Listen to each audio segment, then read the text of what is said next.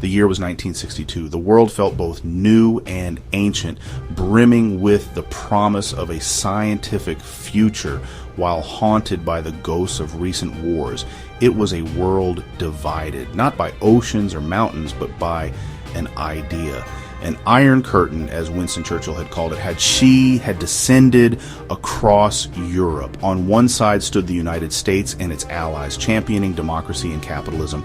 On the other, the Soviet Union and its bloc committed to the ideology of communism. This was the Cold War. It was a conflict fought not with marching armies on a single battlefield, but in the shadows through proxies, propaganda, and a terrifying, ever-escalating arms race. A war of influence, a chess match played across the entire globe. On the morning of October 14, 1962, a United States Air Force U-2 spy plane soared high above the island of Cuba. It flew at over 70,000 feet, a lonely speck in the thin, cold air of the stratosphere. Its mission was codenamed Operation Brass Knob. The pilot, Major Richard Heiser, carried film more precious than gold. They held secrets that would, within hours, plunge the world into its most dangerous crisis. The film was rushed to Washington. The analysts stared in disbelief. Grainy photos revealed geometric construction patterns, missile transporters, launch pads, and fuel tanks. These were sites for Soviet SS-4 and SS-5 nuclear-capable missiles, weapons that could strike Washington, New York, or Dallas in minutes. On October 16th, President Kennedy was briefed. He reportedly turned pale. The secret was out and XCOM convened in absolute secrecy. At the center of the storm stood three men: John F. Kennedy, young, charismatic, humbled by the Bay of Pigs, wary of hawks, and painfully aware a misstep could trigger Armageddon. Nikita Khrushchev, boisterous yet shrewd, betting missiles in Cuba could protect an ally, and shift the balance. Fidel Castro, fervent anti-imperialist, determined that, missiles were Cuba's sovereign deterrent. Kennedy and Khrushchev probed intentions through letters and back channels, agonizingly slow in a crisis measured by minutes. Castro, largely in the dark, grew more suspicious and defiant. Cool deliberation, risky gambits, and passionate defiance would shape 13 fateful days, history compressed into hours that felt like lifetimes. From October 16th to the 22nd, intense deliberations remained hidden from the public. Hawks led by General Curtis LeMay urged airstrikes and invasion, warning against appeasement. Kennedy remembered bad advice and catastrophic consequences. A naval quarantine, not a blockade, to show resolve without firing. First, tighten the noose, leave room for negotiation. In public, Kennedy stayed composed. Behind the scenes, America moved to high alert. Every day, the sites neared completion. Time was running out. No surprise attack. Implement the quarantine. Firm, controlled, allowing a way out.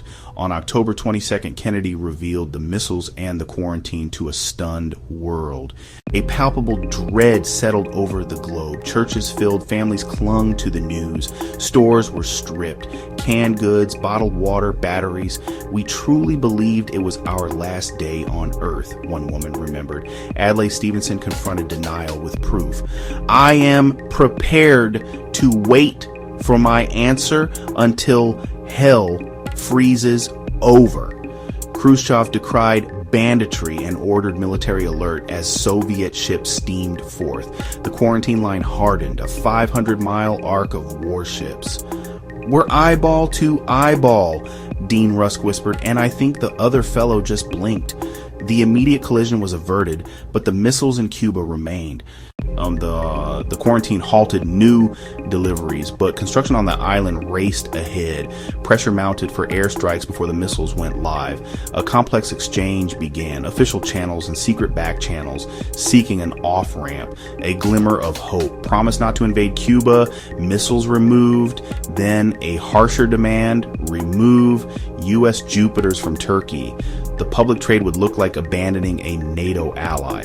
Some urged answering only the first, others warned of a trap. Even as diplomats parsed words, reality on the ground sprinted toward catastrophe.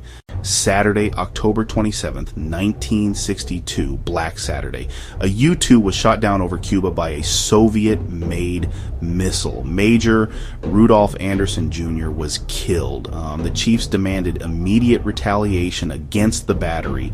Kennedy refused to be rushed into a spiral of escalation. Another U-2 wandered into the USSR. MiGs scrambled. US F-102s with nuclear-tipped missiles launched. For minutes, a clash over the Arctic seemed inevitable. Beneath the waves, B-59 endured practice depth charges intended as warnings. Cut off for days, its commanders feared war had begun. They had a nuclear torpedo.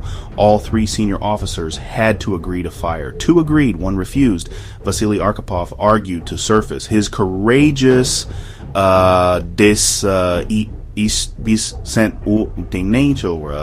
sent likely prevented a nuclear exchange. As night fell, accidents and unauthorized decisions had nudged the world to the edge. Kennedy chose a bold diplomatic move. Robert Kennedy would meet the Soviet ambassador with a final offer. In a secret meeting on Black Saturday, Robert Kennedy spoke plainly. Time was almost up. The U.S. would accept the first letter, no invasion for missile removal, and privately assure the Jupiters in Turkey would go. Shaken by the brink, Khrushchev recognized a way out and a way to claim success. On Sunday morning, a broadcast announced the order to dismantle and crate the missiles. The crisis was over. A profound relief swept the world. U.S. surveillance verified dismantling. The quarantine ended November 20th. The private assurance was honored. Jupiters quietly left Turkey. Diplomacy, under unimaginable pressure, had prevailed. The 13 days were a fire alarm for humanity. Peace by deterrence was terrifyingly fragile. Both leaders came away wary of miscalculation and escalation. They created the Moscow-Washington hotline for instant crisis communication. The next year brought the limited nuclear test ban treaty, first real step in arms control. The crisis remains a study in leadership, restraint, and the art of diplomacy. Its lessons still guide us in a world with thousands of nuclear weapons. The world was saved not by weapons, but by words. Not by force, but by the wisdom to hold it back.